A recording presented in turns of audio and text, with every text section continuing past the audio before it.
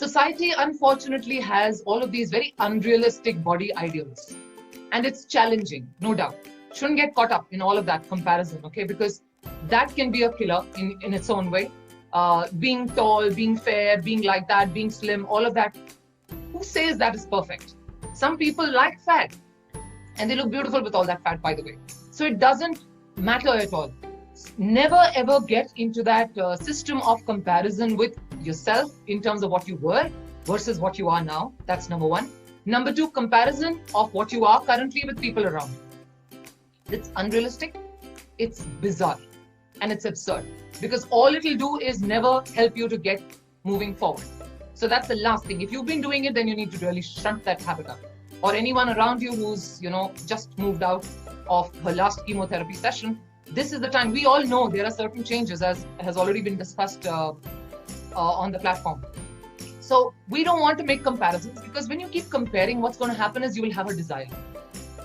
That craving comes, the aspirations come, the longing comes.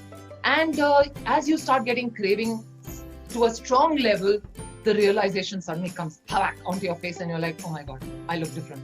Oh my God, I don't look the same way. And all of those things turn into anxiety, into emotional stress, into depression, into anger, into lots of things. And eventually what's happening is you start loathing yourself. You start hating your body. You don't like the way you look. And so what happens? You're just withdrawing. You have a social withdrawal. In any case, internally you're withdrawing. That's not a good thing to do. That's not a good thing to do at all. We know the fact that when we talk of, again, society and the pressures and the norms that typically people have set, which are, of course, like I said, bizarre, breasts for a woman are something that are a symbol of sexuality and femininity. And one always believes that, this is me, this is my identity as a woman. If you look at it very rationally, is it? Is that the only identity? It's not actually. Come to think of it, it's not.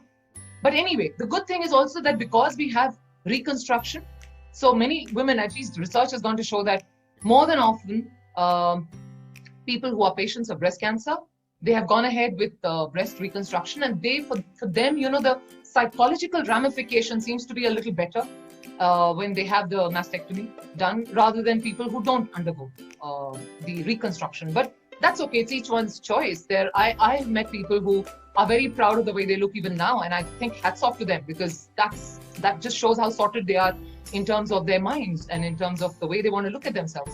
Body issues can adversely affect your quality of life, as Hiba has pointed out, and of course your psychosocial functioning of patients, but not everybody. It doesn't mean that because it happens to one or two people, it will happen largely to everybody. So I have a little sentence which I think you must have read someplace. It's a beautiful quote. I cried because I had no shoes till I saw someone who had no feet.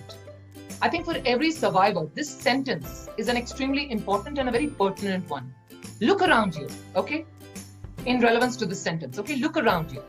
You are a brave cancer survivor. You are a brave cancer survivor. And if you compare yourself, you're a warrior of sorts, right? You have that badge of honor, the badge of bravery. That the cuts and the scars that you have are your badges of bravery. So hats off to you in terms of fighting it out.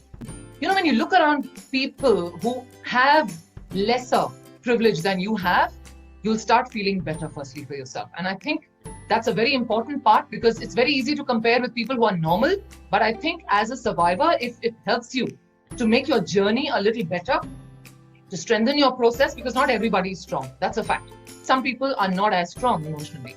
So forget what society says, forget what people have to say, forget the way people don't think everybody is looking at your chest. They're not.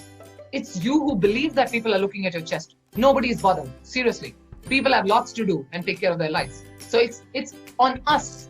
Body issues can adversely affect your quality of life, as Hiba has pointed out, and of course your psychosocial functioning of patients, but not everybody. It doesn't mean that because it happens to one or two people, it will happen largely to everybody. So I have a little sentence which I think you must have read sometime.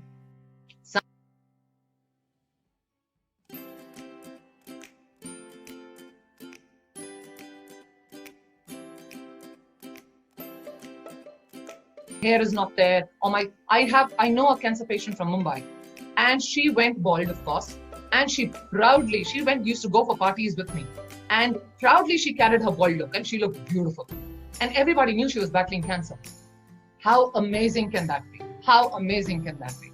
I mean, I think it's all an attitude. It's a mindset at the end of the day. However strong you want to be, it's in your kitty how you want to handle this.